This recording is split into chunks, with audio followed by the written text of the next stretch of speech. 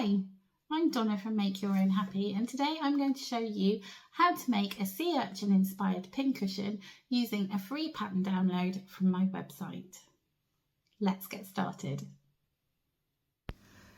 So I've gathered together some of the things that you will need for this project. You are going to need some felt.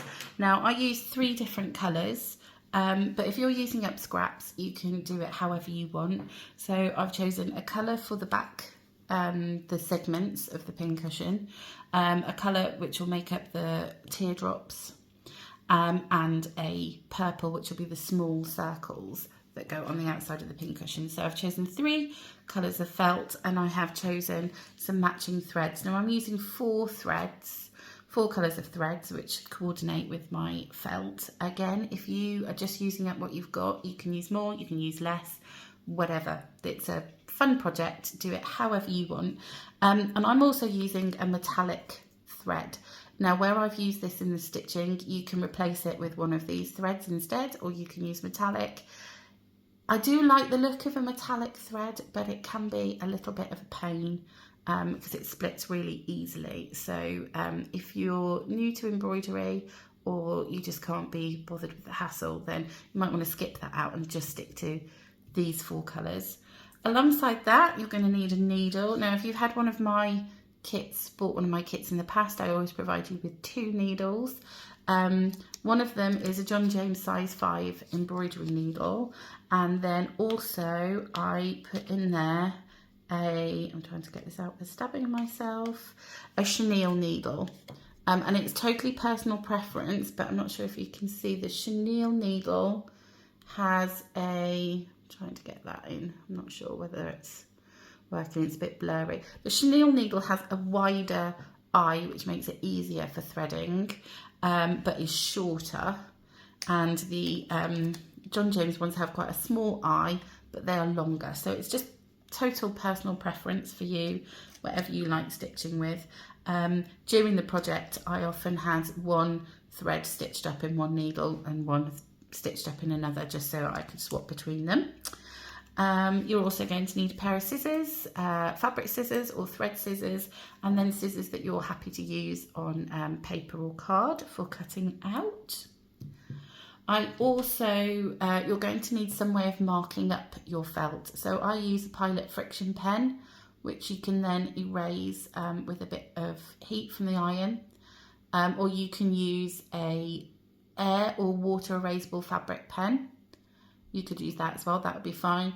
You could use a pencil, but you may still see that. There's not an easy way of removing that. So if you haven't got an erasable fabric pen, I suggest that you get one of those because they're really, really handy.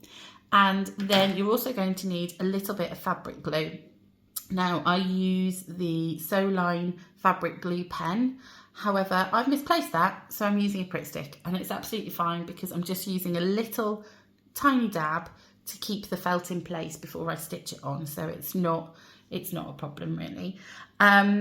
And then some other optional things. So in order to cut out your felt using the pattern pieces, the easiest way is just to cut out the paper, stick it onto something a bit thicker, a bit of card, so that you can use it as a template, and then you can keep that and use that again and again if you want to make another pincushion.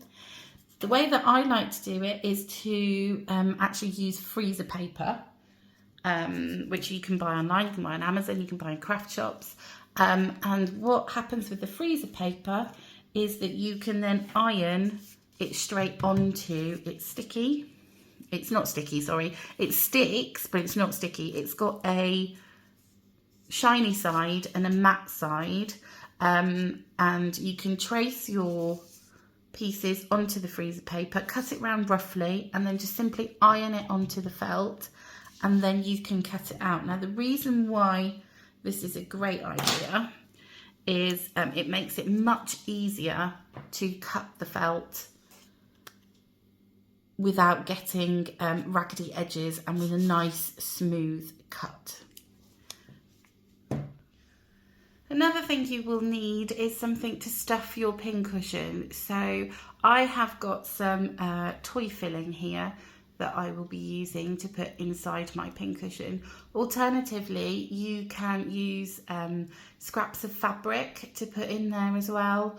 And some people put in scrap threads as well, just to pad it out if you've kept them. So I've got a whole jar of threads in my studio, but they're not here at the moment. So I will save those for another project, and I'm actually going to put mine with toy filling inside.